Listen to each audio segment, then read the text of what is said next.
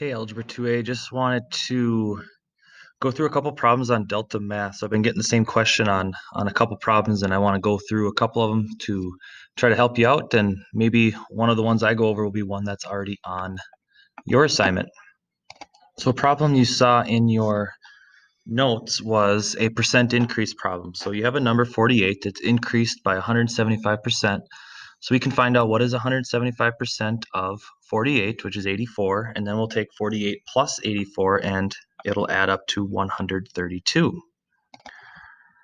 But what also is going on is you are taking 100% of your number, which is the original 48, and you're adding to that another 175%. So that 132 we found, that actually represents 275% of that original 48.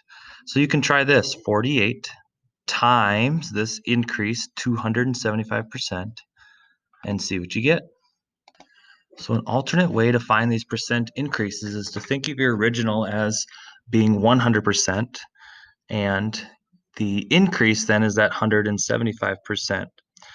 So another way that we can calculate these percent increases is taking your original amount, which is 48, and multiplying it by 1, which is your 100%, plus whatever that increase is.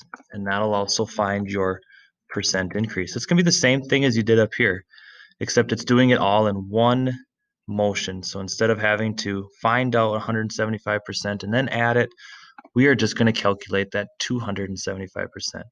So the reason I'm going over this is because this is what we can use to solve one of the delta math problems. So now we'll take a look at one of your problems from your assignment. So now in delta math, we saw a problem like this. Here, when a number is increased by 8.7%,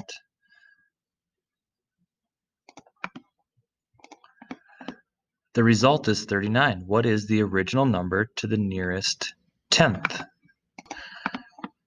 So this is going to be very similar to the problem we just looked at, except we don't know, like this 48 here. We don't know where this number started, but we do know the end result. We know that it ends up being 39. So we're going to use the same idea of using this original value of the numbers representing 100%, and then any increase is anything above 100%. So using that same logic, I now have an unknown, which I'm going to represent with a question mark. My percent increase, I'm going to multiply my unknown by that percent increase to get my final result. So I know that something had to be multiplied by 1.087 to equal 39. From there, then it just goes into doing some basic algebra, which we'll show in the next couple steps.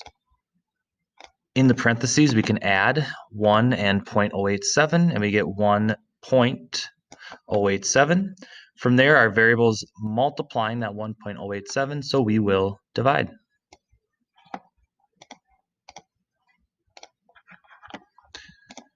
So to solve it then, I'll take 39 divided by my percent increase, 1.087, and I'll get 35.87, which is going to round up to 35.9. So that is how you do a percent increase. If it is a percent decrease, our formula is going to change just a little bit.